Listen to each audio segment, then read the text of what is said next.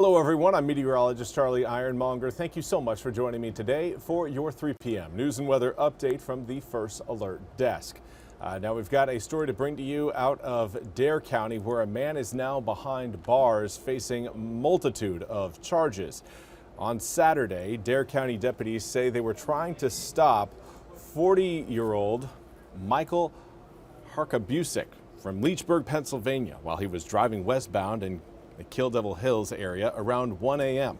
Now, according to officials, Harkabusik did not stop, taking deputies on a chase through the Kill Devil Hills area before crashing into a ditch and running away. Now, after further investigation, the sheriff's office got a warrant for Harkabusik's arrest. He was arrested and charged with the following: felony flee to elude arrest with motor vehicle, resisting a public officer, no operating license, open container alcohol violation, failure to heed light or siren, along with, again, failed to stop at a stop sign, flashing red light, exceeding posted speed limit, driving without two headlamps, and failure to maintain lane control. He was given a $15,000 secured bond. The Kill Devil Hills Police Department, the Nags Head Police Department, and the North Carolina State Highway Patrol helped during the chase. And now, right now, we again are also wanting to go over some of the other stories that our newsroom is following right now. And one of those stories comes out of the Pamlico Sound, where ferries are starting their summer schedule. According to the North Carolina ferry system, the Swan Quarter and Ocracoke and Cedar Island ferries and Cedar Island to Ocracoke ferry routes will change to their summer schedule today, or excuse me, coming up for tomorrow on Tuesday. The daily summer schedule released by the ferry system is: Cedar Island to Ocracoke will be leaving at 7:30 a.m., 10 a.m., 1 p.m., and 4:30 p.m. Now, Ocracoke to Cedar Island leaves at 7:30 a.m., 10 a.m., 1 p.m., and 4:30 p.m. Swan Quarter to Ocracoke leaves at 7 a.m., 10 a.m., 1:30 p.m., and 4:30 p.m. While Ocracoke to Swan Quarter leaves at 7 a.m., 10:30 a.m., 12:45 p.m., and 3:45 p.m. The ferry system says they will also offer the Ocracoke Express passenger ferry for trips between Hatteras Village and Ocracoke, running 3 round trips daily and accepting reservations. The Hatteras Ocracoke vehicle ferry operates 52 scheduled departures daily, with extra unscheduled trips during busy times. The ferry system highly recommends reservations for summer days. You can book online at ncferry.org or call 1-800-BUY-FERRY. Now note that no reservations are accepted for the vehicle ferry.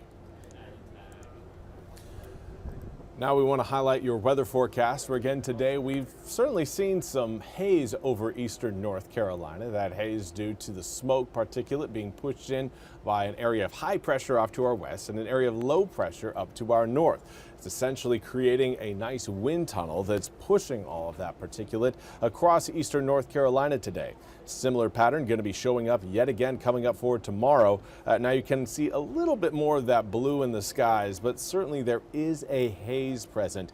You'll notice it more once we get to sunset. We are expecting to see some very vivid colors coming up later on tonight because of that smoke pollution. So if you are one of those people who loves photography, loves getting a beautiful sunset shot, set it up today. Make sure you're out there today and tomorrow, because I do believe we're going to be seeing some pretty incredible skies because of that smoke pollution. Usually the smoke pollution leads to wide range of colors in your sunsets as well as sunrises. Earlier today, again, we had some very vivid pinks and reds out there. I'm anticipating a similar picture coming up later on today.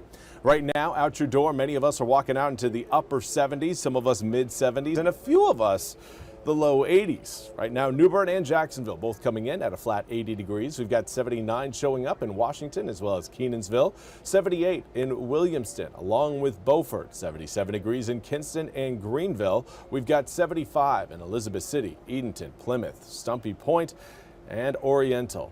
76 degrees currently in Rocky Mount as well as Goldsboro. But humidity is down throughout eastern North Carolina. That is great news because, again, once the humidity returns, it's probably going to be sticking with us for the next several months. We're not seeing any sort of big cool downs coming up once we get through the start of this week. So through the rest of this afternoon, again, air temperatures will continue to cool into the mid 70s by 7, low 70s by 8, mid 60s by 9, low 60s by 11.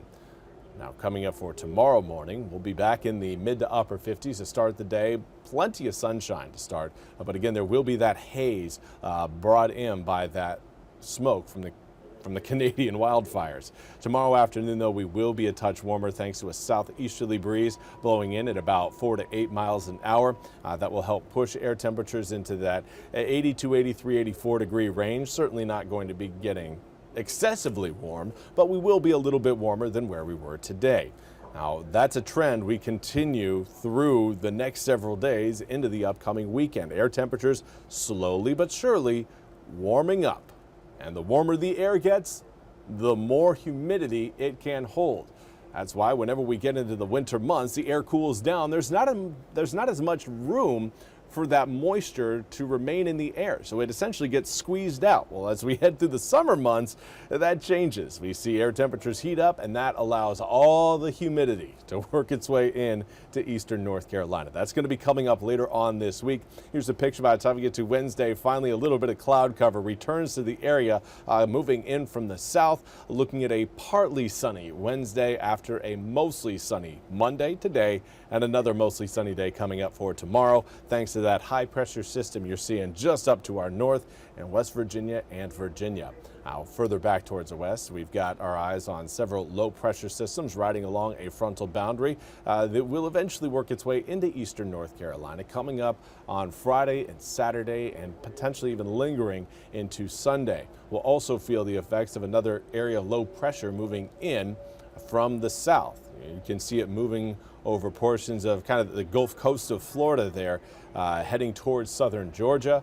That low will also help bring in more rain and moisture into the east by the tail end of this week. So here's what we've got over the next 8 days. Again, Friday, Saturday, and Sunday, humidity back to summertime levels. Those overnight lows back in the low 70s, indicating higher humidity. And we also have warm air temperatures, upper 80s for the end of the week. We'll feel like we're in the low 90s because of that humidity. Now, the heat and humidity combo will also lead to a better opportunity for some thunderstorms, but there's not a single particular day that looks like we could see an outbreak of severe storms. That's not what this forecast is showing currently. We'll see if it changes as we head through this week. Obviously, that's something we'll continue to keep an eye on. But right now, it looks like we've got pretty much your garden variety thunderstorms, summertime variety thunderstorms, really what it is, coming up as we head through next weekend into the start of next week. That's all we have time for today's 3 p.m. news and weather update from the First Alert Desk. I want to thank you all so much for joining me. We'll be back with more news and weather coming up at the top of the hour. Until then, I hope you all have a wonderful Monday.